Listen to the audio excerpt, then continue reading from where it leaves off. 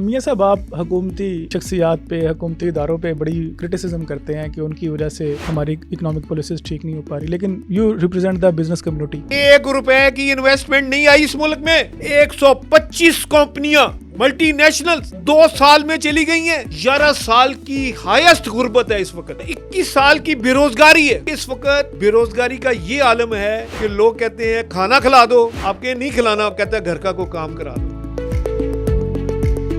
इस वक्त आप 8800 अरब रुपया, 8800 अरब रुपया साल का सूद देते हैं, जो अगले साल तकरीबन 9600 अरब रुपया होगा। इस वक्त आपके मुल्क का सिनेरियो बड़े डिफिकल्ट सिचुएशन में है। एक तरफ इंडिया, एक तरफ अफगानिस्तान। बैकिंग इसकी कौन कर रहा है? इसराइल। बलोचिस्तान और केपीके के हालात खराब कराने में इन 3 मुल्कों का हाथ है। ताकि लिए इनसे सफारतकारी का निजाम ठीक किया जाए। मैं इसराइल को, इंडिया को और अफगानियों को कहता हूं कि मत छेड़ो हमें। ये बलोचिस्तान का मसला नहीं है, ये हमारी बका का मसला है। 6666 अरब रुपया आप टैक्स इवेजन के मद में खा जाते हैं पाकिस्तान का। 7000 नहीं है, ये 15000 अरब रुपया है। सारी काली भेड़ें बिजनेसमैनों की और महकमों की, ये सब की मिली भुगत के साथ 15000 अरब रुपया साल का टैक्स इवेजन होती है। हुकूमत को चाहिए 5000 का नोट फौरन बंद करे, 1000 का नोट फौरन बंद करे।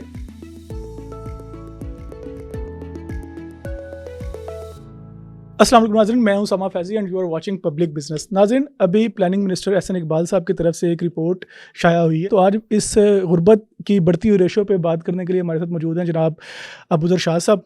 अबूज़र शाह साहब, अस्सलाम वालेकुम। वालेकुम सलाम।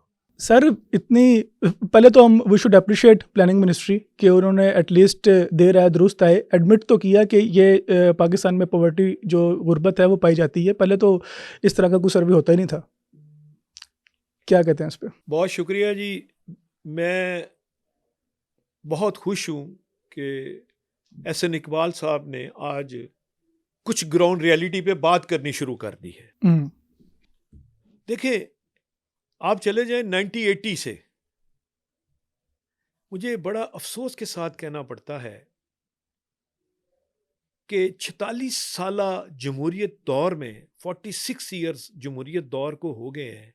अगर भट्टू साहब का साथ कर लें तो टोटल इनके फौजी आमरीत के अगर 33 साल निकाल दिए जाएं तो 46 ईयर से ये लोग हुकूमत में हैं। जमहूरियत, ये जमहूरियत है कि आपने IMF के तमाम प्रोग्रामों में से 90% प्रोग्राम इन 2 पार्टियों ने लिए और आज कह रहे हैं कि ये जमहूरियत ने हमें बड़े फायदे देने हैं। जमहूरियत तब होती है जब आप जमहूरियत के अंदाज में चलें। 17 साल तक बांग्लादेश के sitting prime minister Tarique Rahman साहब जिलावतनी काट के आए हैं। उन्होंने आते साथ सबसे पहले क्या कहा है? मुझे कोई प्रोटोकॉल की गाड़ी नहीं चाहिए, सिर्फ 4 गाड़ियां होंगी जब मैंने मूवमेंट करनी होगी, और मुझे कोई जहाज नहीं चाहिए। और अगर जहाज होगा तो वो मैं गैर मुल्की दौरे पे इस्तेमाल करूंगा, ऑफिशियल विजिट्स के लिए। ठीक हो गया। 50 दौरे किए हैं शहबाज शरीफ साहब ने इस 2 साल में। सर, वो जाते हैं ना अपने फॉरेन डेलीगेशन के साथ। अब सुनिए ना बात, फॉरेन पॉलिसी हमारी इतनी मैं जबरदस्त कहता हो हूं गई। बहुत अच्छी बात है। 1 रुपए की इन्वेस्टमेंट नहीं आई इस मुल्क में। 125 कंपनियां मल्टीनेशनल 2 साल में चली गई हैं। जब मैं पैदा हुआ तो शेल कंपनी के पेट्रोल पंप से पहली दफा मैंने अपनी मोटरसाइकिल में पेट्रोल डलवाया था कि शेल जैसी कंपनी पाकिस्तान छोड़ के चली गई है।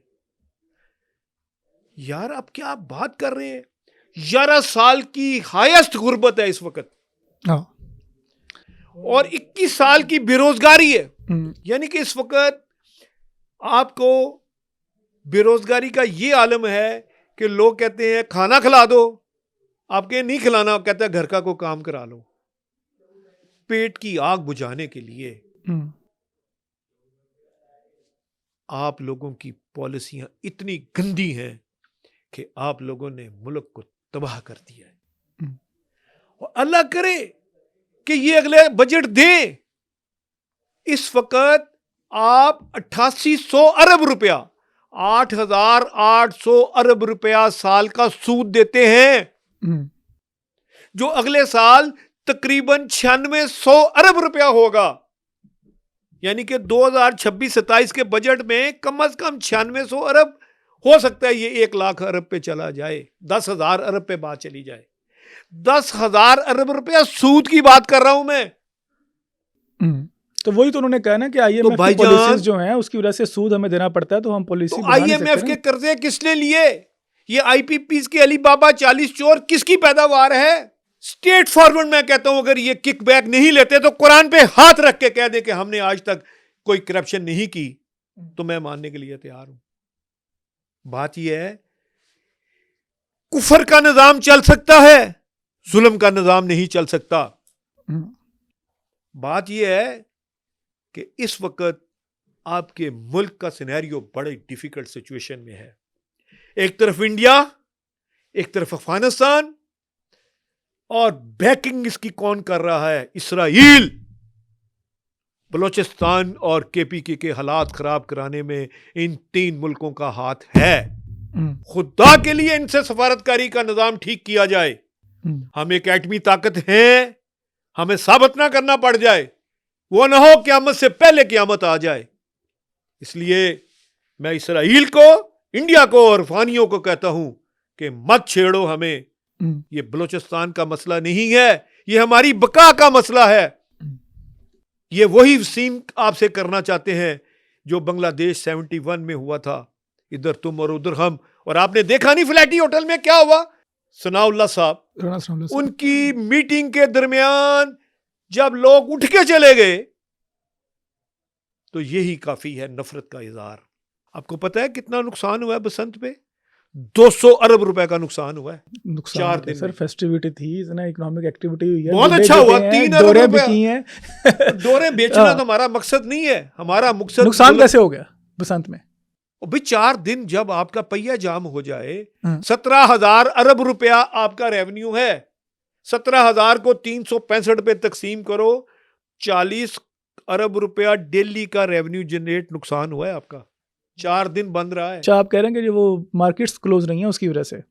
160 अरब वो और 40 अरब रुपए की कम से कम लेबर कॉस्ट पड़ी है बिजनेसमैनों पे। 200 अरब का नुकसान करके आपने गुड्डी उड़ा ली। ये कोई खेल नहीं है। अगर ये सारा साल एक्टिविटीज रहे तो क्या प्रॉब्लम है जी? अच्छा मियां साहब, आप हुकूमती शख्सियात पे, हुकूमती इदारों पे बड़ी क्रिटिसिज्म करते हैं कि उनकी वजह से हमारी इकोनॉमिक पॉलिसीज़ ठीक नहीं हो पा रही, लेकिन you represent the business community.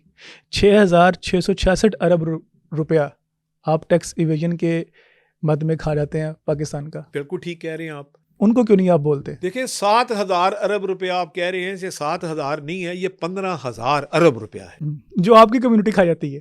Tax चोरी कर जाती नहीं खाती। बिजनेसमैन, आप सुने पूरी बात। बिजनेस कम्युनिटी नहीं खाती। ये जो खेत के रखवाले हैं, FBR है, वो मिलके खिलाता है। उसमें भी विदाउट मशवरत के कोई काम नहीं हो सकता। देखिए आपके पास पाकिस्तान में Karachi port, Gwadar port, Gilgit port और काबुल पोर्ट, पेशावर, 4 रास्ते हैं ना। मुझे ये बताएं कि एक मोबाइल फोन इन 4 रास्तों से कैसे निकल के लाहौर आता है? ना, वो तो लाइंस उनकी होती हैं स्मगलिंग तो मुझे ये बताएं कि इसमें चोर खुती नहीं रली हुई? ये सारी काली भेड़ें बिजनेसमैनों की और महकमों की, ये सब की मिली भुगत के साथ 15,000 अरब रुपया साल का टैक्स अवियन होती है, जिसमें 8,000 अरब रुपया रिश्वत है और 7,000 अरब रुपए का आप टैक्स चोरी कराते हैं। इसको कैसे रोक सकते हैं? बड़ा सिंपल तरीका है आपका जी। देखें इस वक्त पाकिस्तान में 3% लोगों का जो अकाउंट हैं, बैंक अकाउंट्स, 55 बैंकों में 3% बैंक अकाउंट ऐसे हैं जिनकी ट्रांजैक्शन 10 लाख से ज्यादा है।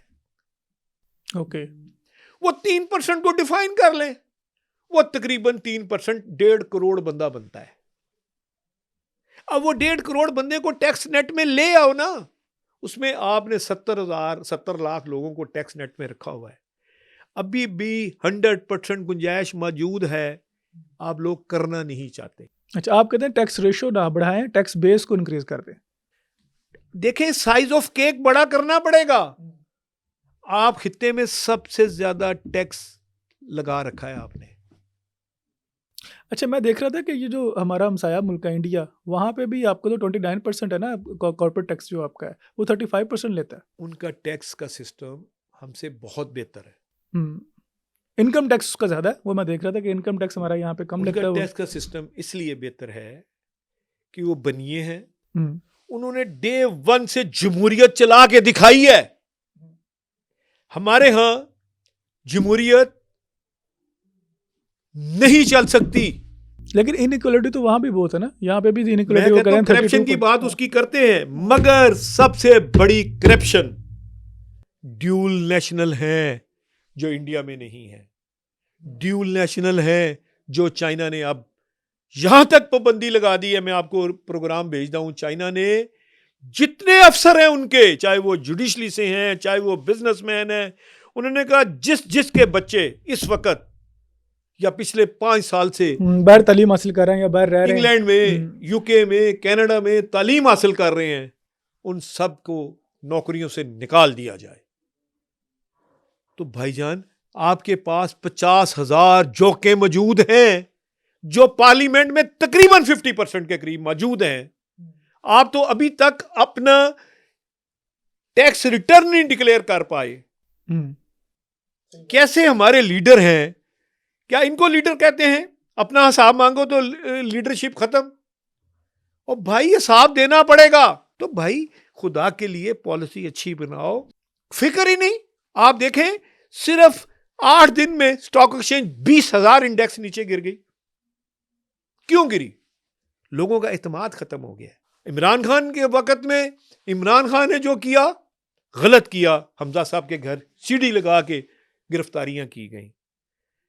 ये जाती इनाक, मतलब आप कह रहे हैं पॉलिटिकल स्टेबिलिटी हो ताकि बिजनेसमैन जो है वो इन्वेस्टमेंट करे खुदा और के लिए इकोनॉमी कौमी चले। हुकूमत बनाए। जिस तरह डॉक्टर यूनुस ने 17 माह 16 माह हुकूमत करके फेयर इलेक्शन कराए हैं, इस तरह की हुकूमत बनाई जाए तो पाकिस्तान मजबूत रहेगा।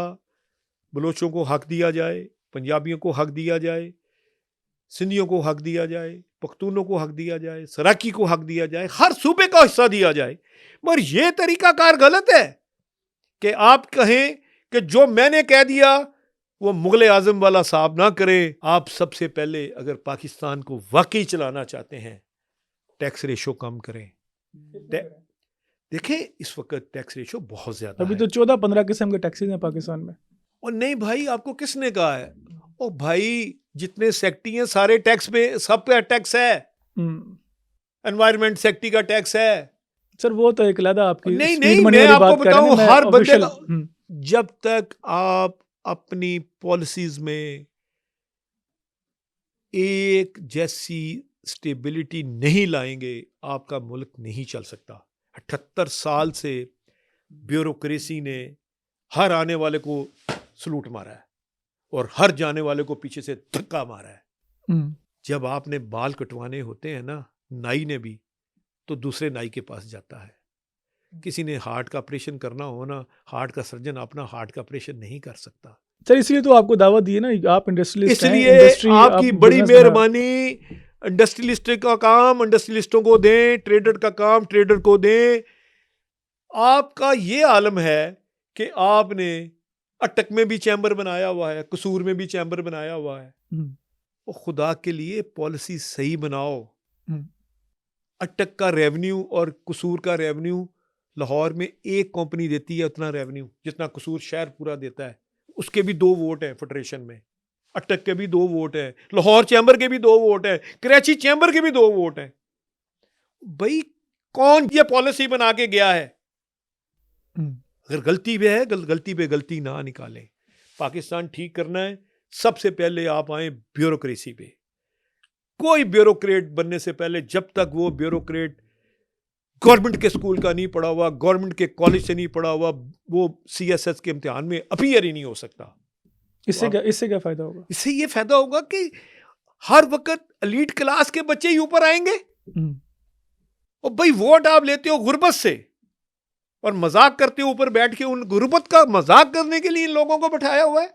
क्या मैं गवर्नमेंट स्कूल का नहीं पढ़ा हुआ? भाई 80 से पहले सब गवर्नमेंट स्कूल के पढ़े हुए थे। ये तो हमारी बदकिस्मती डॉक्टर मुबशर हसन ने जो पॉलिसी दी थी भट्टू साहब को कि हर चीज नेशनलाइज कर दो, ये उसका रिजल्ट हम भुगत रहे हैं। इसका नुकसान कितना हुआ है? 3 करोड़ के करीब बच्चे स्कूल से बाहर हैं।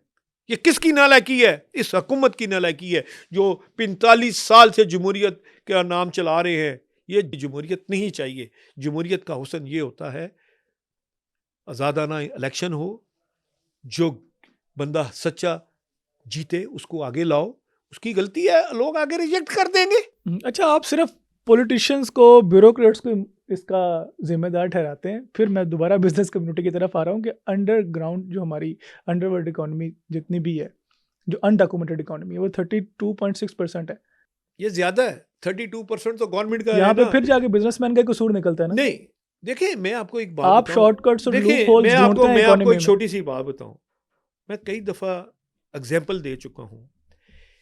ये जो आपका फकीर मांगने आता है, मैं आपके एम्प्लॉय की बात नहीं करता, जो फकीर जो सड़क में मांग रहा है वो भी टैक्स पेयर है। Indirect taxation, regressive taxation, we know ठीक है। दैट कि वो है पाकिस्तान आप में। ये बात जो हाँ। कर रहे हैं ना कि पाकिस्तान का बिजनेसमैन टैक्स नहीं देता, ये बात नहीं है। आपको लेने का तरीका नहीं आता। देखें, जब आपके पास 55 बैंक और 11 करोड़ अकाउंट होल्डर मौजूद हैं और डेटा बना हुआ है, आप उसमें जो टॉप 5% अकाउंट होल्डर हैं, अगर वो टैक्स पेयर नहीं है तो उनको टैक्स लगा दो ना। हम मना करते हैं।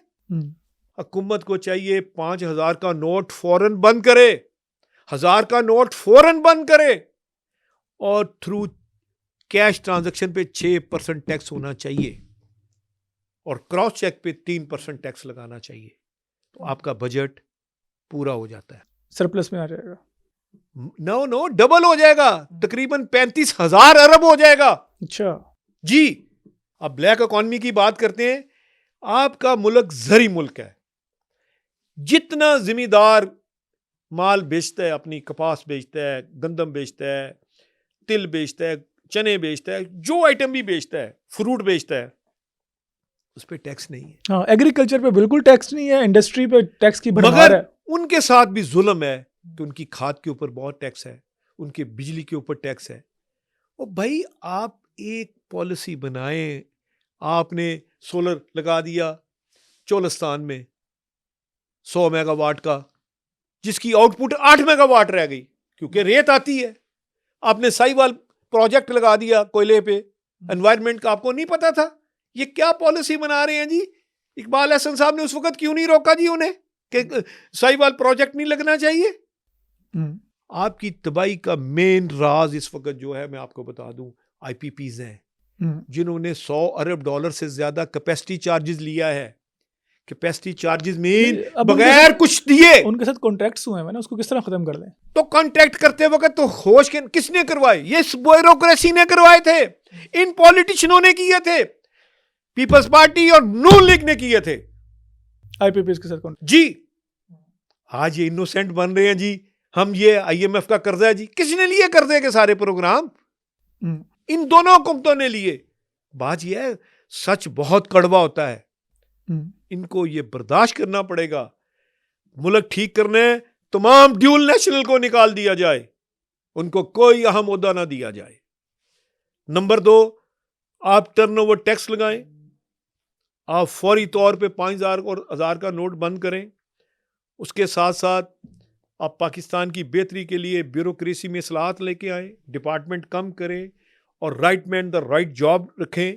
ये नहीं कि आपका आईजी पंजाब डॉक्टर खालिद उस्मान साहब डॉक्टर हैं, उस्मान अनवर साहब, वो पुलिस में भर्ती हो गए। अगर वो सेक्रेटरी इंडस्ट्री का रोल प्ले, अगर वो सेक्रेटरी हेल्थ का काम करते, उनको हेल्थ में ले जाते, तो उसके रिजल्ट्स कितने अच्छे आने थे। बात यह है कि आप एक गलत चीज को गलत जगह फिट करके कहते हो हमने जनाब एटम बम बना लिया, और भाई ये बम नहीं है। आप कह रहे हैं स्पेशलाइज होना चाहिए हर उसका। हाँ, देखिए ब्यूरोक्रेसी अगर इतनी कामयाब होती तो जनाब सूरज ग्रूब नहीं होता था बरतानिया का, ऑस्ट्रेलिया से लेके कहाँ हिंदुस्तान तक उनका हुकूमत थी। ये ब्यूरोक्रेसी की वजह से उनकी हुकूमत सिमट गई। और कानून का रोल देखें कितना अच्छा है। उन्होंने अपने शहजादे, अपने किंग के भाई को अरेस्ट कर लिया है। ये कानून की हुक्मरानी है। यहां किसी काउंसिलर के भाई को आप अरेस्ट करके दिखा दे, मैं आपको मान जाऊं। बात ही है, आपको इंसाफ चाहिए, जुडिशली सिस्टम ठीक करना पड़ेगा। ये नहीं कि डायरेक्ट 21वें ग्रेड में जज लगा दो, ये काम छोड़ दो। कौमें इस तरह तरक्की नहीं करती। हमें अपने सिस्टम में तब्दीली लानी पड़ेगी, ब्यूरोक्रेसी, सिविल रिफॉर्म्स करनी पड़ेंगी, सिविल सर्विसेज रिफॉर्म्स। इसके साथ साथ डेड ऑनेस्ट बंदे ऊपर लाने चाहिए। आपने तो वो बच्चे पैदा करने माई छोड़ गई हैं जो ऑनेस्ट पैदा होते हैं। आपके इल्म में एक बात जिक्र कर दूं, अगर 10 बच्चे इसराइल में टॉप करते हैं ना, तो टॉप 10 में सबसे पता है कि पहले नंबर पे वो किसको कंसीडर करते हैं? जी, आपको पता है? नहीं। वो सबसे पहले अपने मुअल्लम को, जो दीनी तालीम देता है उनकी, उसको पहला नंबर देते हैं। और उसी वजह से नेतन्याहू जो है आज सीना चौड़ा करके बैठा है, क्योंकि उन्होंने अपने यहूदी मजहब की प्रचार के लिए अक्लमंद लोग रखे हैं। हमारे यहाँ यो बच्चा स्कूल नहीं जाता, जो बच्चा नहीं पढ़ता वो जी हाफिज बना दो। इस तरह कौमें नहीं तरक्की करती। खुदा के लिए कोई मेरिट रखें, कोई सिस्टम रखें। ये बेजा की बेवकूफ़ियों से मुल्क नहीं चलते। अभी मेरी नसीहत है गवर्नमेंट को कि ये बजट दे, पीटीआई हड़ताल बिल्कुल ना करे, इनको अगले 4 महीने खुले दिए जाएं, ताकि ये अपने जो जोशो खरोश निकाल लें ना, एक दफ़ा निकाल लें। जिस कौम को 25 अरब रुपया रोज सूद देना पड़े, वो कौम कैसे तरक्की करेगी? इसलिए बेहतर है ये जमहूरियत को चलने दो एक दफ़ा, जिस तरह की जमहूरियत है। ख्वाजा साद रफ़ीक की स्पीच जरा चला दे। उसने कहा था कि भट्टू कब्र में बैठ के आज तक हुकूमत कर रहा है, तो ये ना हो कि आप इमरान खान की कब्र से बैठ के हुकूमत करनी पड़े। तो खुदा के लिए ये जमहूरियत का नाम को जमहूरियत चलाना चाहते हैं, तो जमहूरियत से जहाद भी होता है, जद्दोजहद भी होती है, मगर हमने जमहूरियत जहन्नम और जहल के बन के चलाई है। चलें सर, इसको प्रोग्राम को आज इंशाल्लाह यहीं तक क्लोज करते हैं। उम्मीद करते हैं, अल्लाह ताला से दुआ करते हैं कि हम IMF के चुंगल से निकल जाएं, कोई इकोनॉमी की बेटरमेंट पाकिस्तान में हो। तो इंशाल्लाह दोबारा आपके साथ दावत देंगे इंशाल्लाह। Thank you very much sir.